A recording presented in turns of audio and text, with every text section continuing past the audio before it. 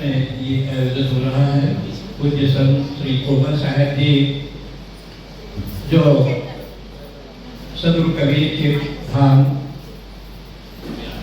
अमेरा जिला बड़ौदा बाजार से पधारे हुए हैं। हम निर्मल ज्ञान मंदिर कबीर आश्रम परिवार और आप सबकी ओर से उनका हार्दिक अभिनंदन करते हैं।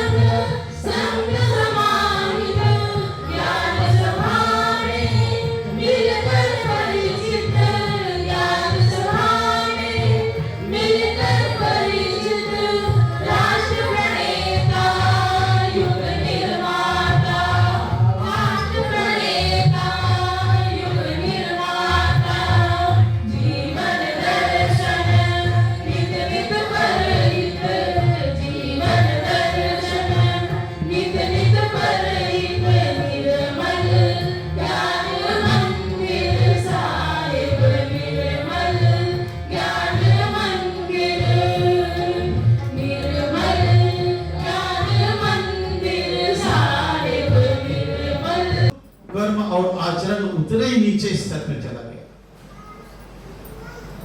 और कर्म आचरण हमारे नीचे स्तर पे जाएगा। हम पूजा कितने भी करते रहेंगे, उन पूजाओं से कभी कल्याण होने वाला नहीं है।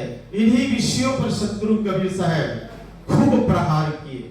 उस जमाने में, जिस जमाने में सतगुरु कबीर साहब इस ज्ञान का प्रचार कर रहे थे, उस जमाने में इतना पाखंडवाद था, इतना जातवाद था, इतना भेदभाव था। उन्हीं पर खूब प्रहार किए। और आज भी सतगुरु कबीर साहब की वाणी बड़ी प्रासंगिकता है। आज भी सतगुरु कबीर साहब की वाणियों की हमारे जीवन में आवश्यकता है, परंतु लोग आचरण नहीं करते, अपने जीवन में आत्मसात नहीं करते, दूसरे के बारे में निंदा, चारी, चुगली सारी चीज करते रहेंगे, गलत करेंगे और वो मंदिर में जाके पूजा करेंगे, घर में भी पूजा करेंगे और गलत आचरण करेंगे, गलत व्यवहार करेंगे। तो ऐसे हमारे जीवन में कल्याण होने वाला नहीं। साहब का सहज मार्ग को अपने जीवन में धारण करना पड़ेगा, अपने जीवन में लाना पड़ेगा, तब कहीं जाकर के हमारा जीवन सुखमय होगा, आनंदमय होगा। हर मनुष्य चाहता है कि हमारा जीवन सुखमय हो, आनंदमय हो। कौन नहीं चाहता है? सभी लोग चाहते हैं कि नहीं हमारा जीवन सुंदर हो? सभी लोग चाहते हैं, परंतु कर्म बहुत कम लोग, उनके अनुरूप आचरण करने वाले कर्मयोगी बहुत कम लोग। जो राजनीतिक जीवन है अत्यंत उज्जवल हो, ऐसी शुभकामना है। और ये अवसर है, सतगुरु कबीर साहब का आशीर्वाद भी आपके साथ है।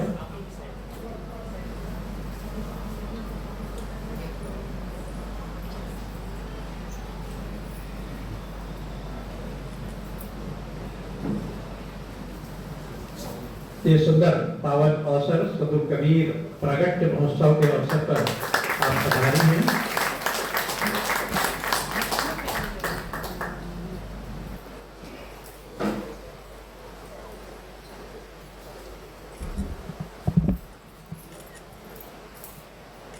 ये हमारी सफलता है। हॉल बड़ा हो और पब्लिक कम हो, ये सफलता नहीं। हमारे बैठने की जगह कम पड़ जाए, ये हमारी सफलता है। और ये सफलता ये कहती है कि यह परिवार, यह आश्रम दिन प्रतिदिन उन्नति के शिखर पर जा रहा है और लोग यहाँ से और ज्यादा जुड़ते चले जा रहे हैं।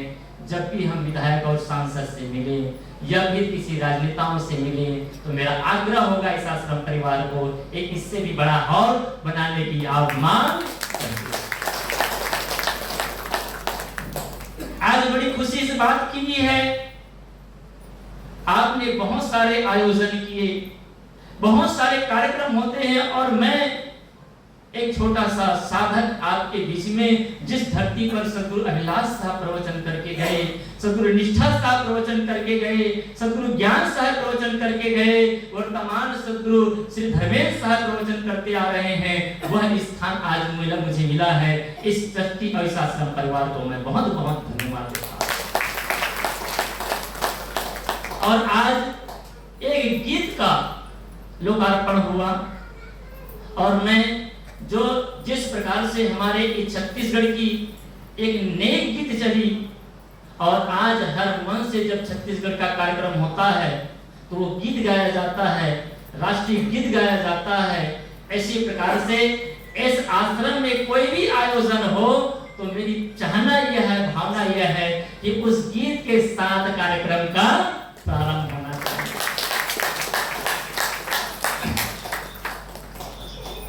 सतगुरु कबीर साहब के बहुत सारे विचार हैं, बहुत सारे संदेश हैं। उनके संदेशों को हम जितना मनन करते रहेंगे, कबीर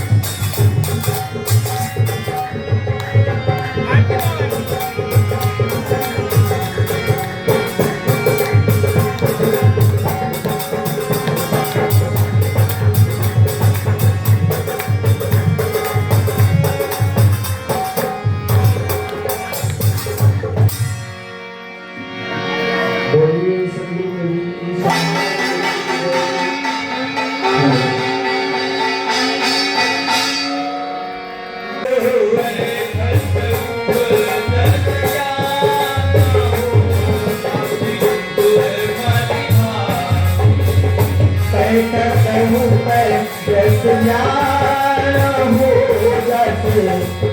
जैसे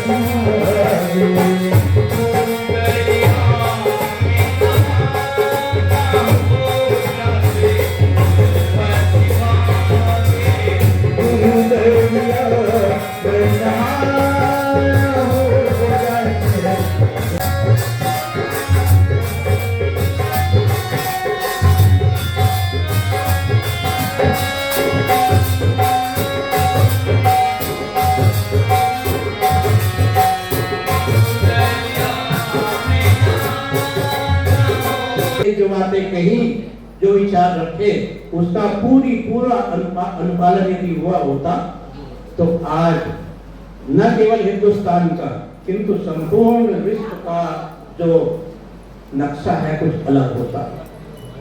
लोगों की जन भावना है, यहाँ का जो वातावरण है कुछ और होता। किंतु दुर्भाग्य ये कि अन्य जितने महापुरुषों के साथ में जिस प्रकार से हुआ उसी प्रकार से प्रतिकूलता कबीर साहब के साथ नहीं हुआ। प्रसिद्ध है पावन कसनी, है ना, पावन कसनी प्रसिद्ध है।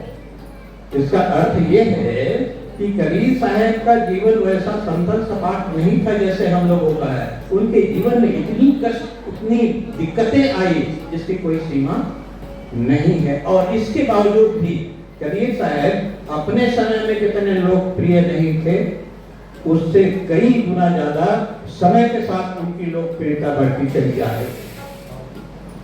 और हम जो कबीरपंथी कहलाते हैं वो कबीरपंथियों का दायित्व बनता है कि जल्दी से जल्दी कबीर साहब के विचारों का प्रागट्य हमारे अंतःकरण में हो। और इसीलिए आज का दिन क्या है?